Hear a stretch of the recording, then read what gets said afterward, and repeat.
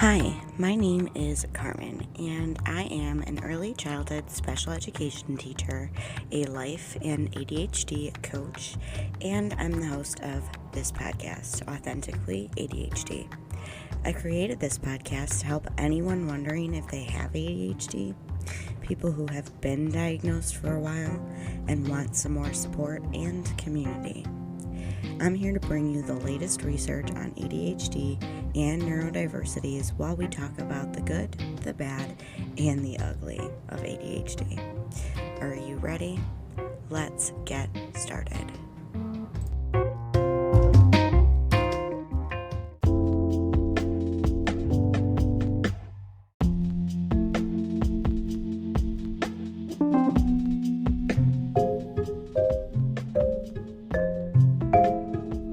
Speaking of extra supports, I just wanted to tell you all that I've updated my Patreon page to include all of the resources that I've really ever made to be held in one place.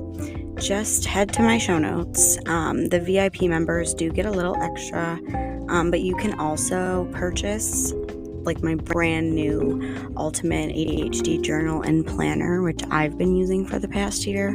That has worked. Nothing is priced over $10, and everything is at least 50 to 100 pages that you can download and print. You can get it binded and sent to you, or you can just read it off your screen and use notebook paper. So if you want or need any type of that kind of extra support, just head to my show notes and click the Patreon link to join. I hope to see you in there.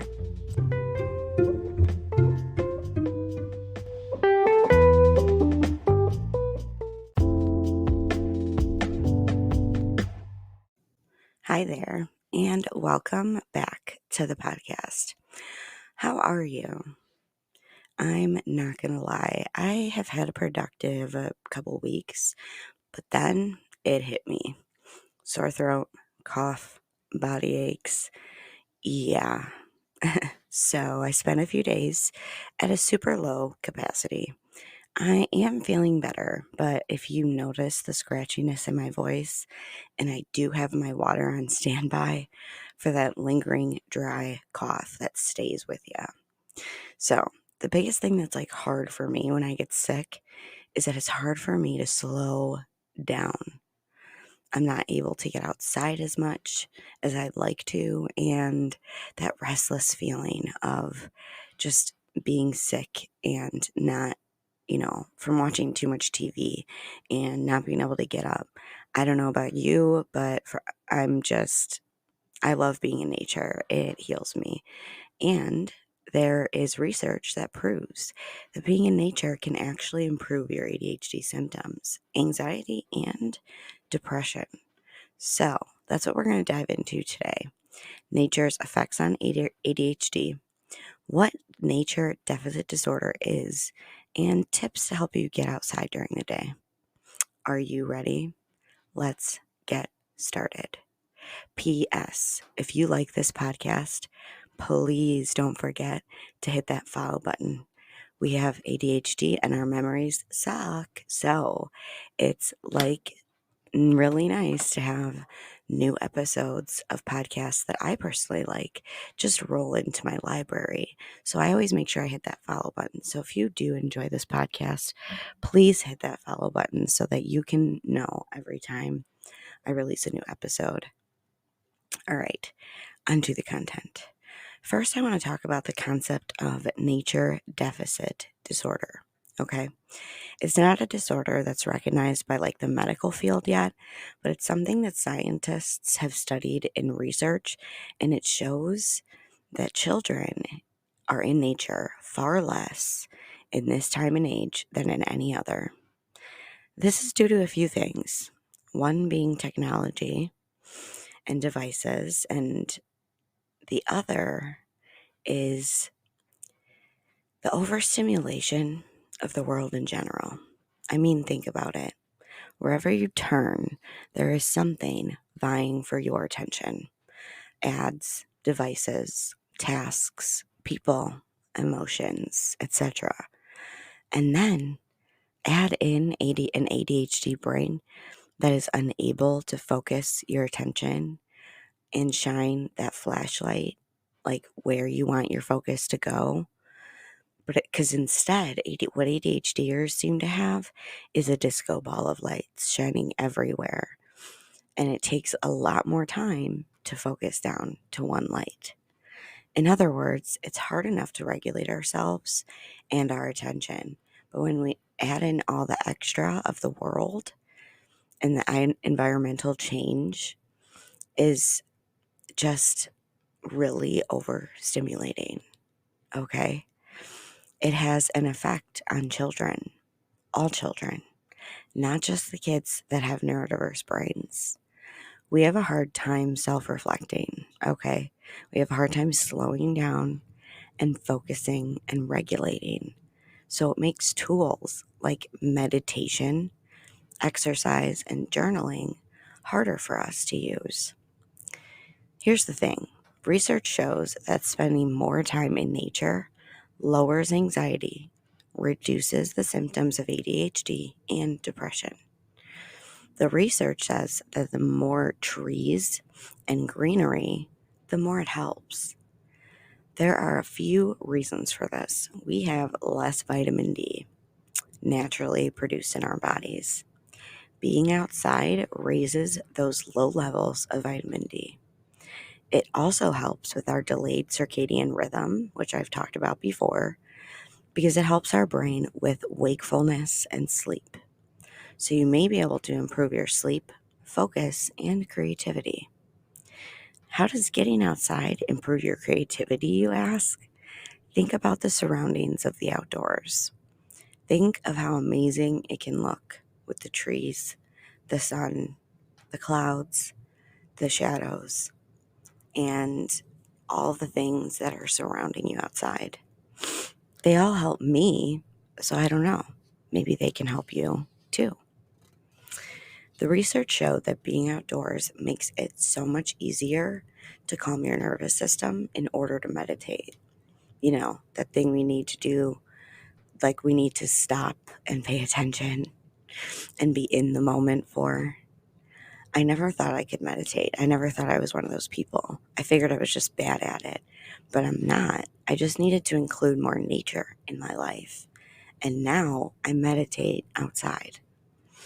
I wouldn't have believed any of this research if I didn't notice the improvement in myself this past year while trying to reach the goal of getting outside every day that I could, even through the cold Midwest winters.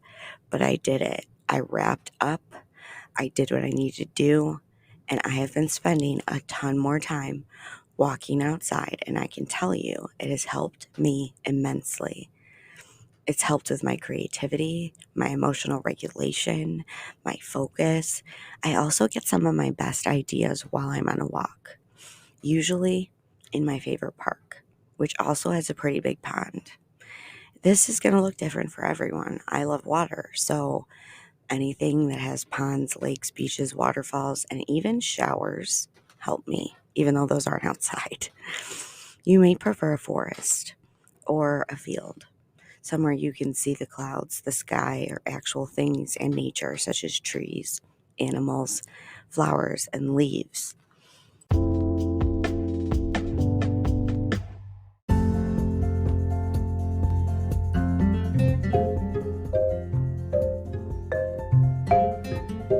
Hey ADHDer, are you looking for more support with your brain? Do you crave community with people who understand you? You should really check out Focused, the group coaching program I'm a part of that is for adults with ADHD. It's made and run by none other than Kristen Carter of the I Have ADHD podcast. I've grown so much by being in this program, using the tools, and being in the community for over a year now. If you use the link in my show notes, we both save money on this or next month's cost. So I think it's worth it. Go check it out at ihaveadhd.com/focused.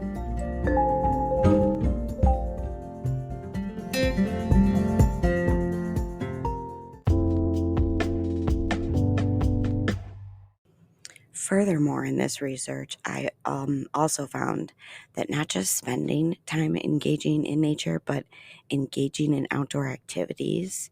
So, not just being outside, but doing things like walking, playing a sport, or even completing a non preferred task is easier when you're outdoors. This research states that nature is a low cost, effective way to recover from daily stress of life and mental fatigue. Mental fatigue is an instance when we overuse our brains, resulting in difficulty staying focused, lack of attention, listening and following directions, and feeling exhausted and irritable, which leads to being more impulsive and emotionally dysregulated. That's for typically developing people as well as neurodiverse people, okay? I want to be clear. The research I found was written about ADHD and nature, but the research was done about children who sometimes display ADHD symptoms without having it. And like the one paper, that was what that was about. The other paper was about children who have ADHD. For example, doing more school activities outside with preschool age children improved their focus and displayed less behaviors, negative behaviors. Spending recreational time outside helped the kids with their attention indoors and their behaviors, and it improved their engagement in learning. The reason that I think that they did this on children is because and these studies that are done on children with and without ADHD, it's because in our childhood, we are so much more motivated to explore and make sense of the world around us. There is so much value in the natural environment. This research done on children who actually have ADHD, the parents reported that the kids who regularly played in greenery and outdoor settings had much milder ADHD symptoms than kids who have ADHD and primarily play indoors. So humans are multisensory, right? We have 5 senses. And in my knowledge of, early childhood brain development and with the research that I found, it's the multisensory aspect of nature experiences that promote this tranquility. It stimulates all of our senses in natural ways with sunlight, greenery, the breeze, the smells, the way things feel. Okay? It promotes focus, creativity, and tranquility. It makes it easier to relax. When I really thought about it, it made sense. Have you ever heard of the 5, 4, 3, 2, 1 method? If not, let me explain. The strategy is used during a stress inducing or anxiety provoking experience. It's something I did a lot when I was away in the hospital. Um, and it goes like this. You name 5 things that you can see, 4 things you can touch, 3 things you can see, 3 things you can, hold on. What did I wrote this wrong? I don't know. I'm sorry. This is what you get when you're listening to a podcast by a person who has ADHD who only wrote notes and didn't actually write out the sentences. So you name 5 things you can see, 4 things you can touch, 3 things you can hear, 2 things you can smell, and 1 thing that you can taste. And when I thought about it and then tried it, being outdoors makes this technique of calming the nervous system a little bit easier when you're outdoors rather than indoors.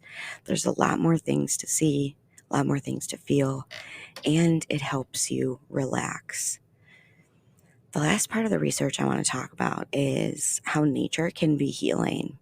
I did find research done on adults spending an average time of 120 minutes per week outside helped immensely with stress reduction, focus, mental abilities, and healing from physical injuries and mental ones such as trauma.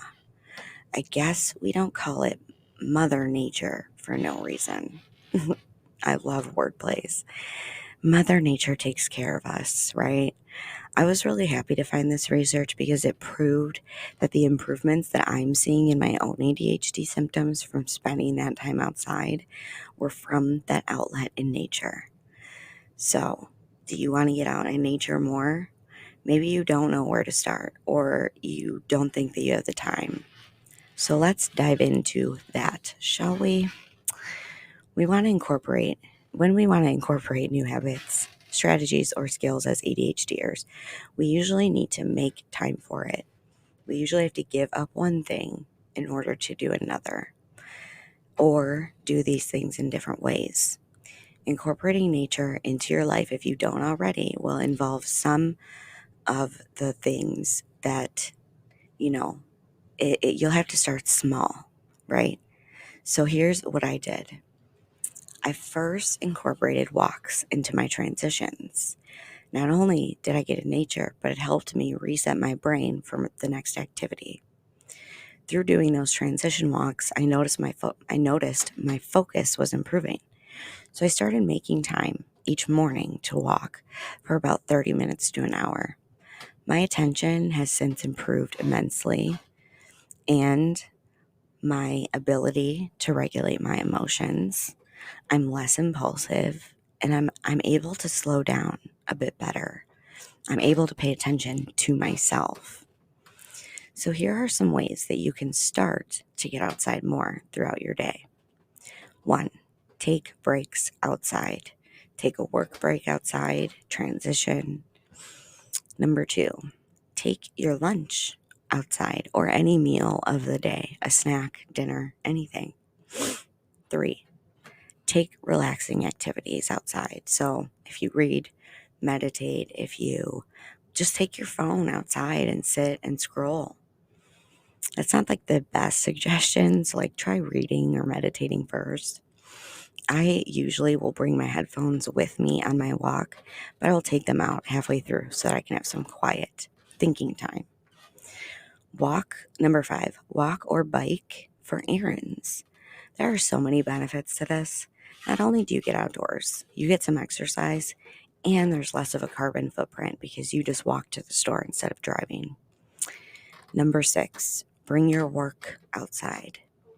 Number 7, take the scenic route. Take the longer way home. Even if you're in your car, take the route that has more trees and greenery to look at.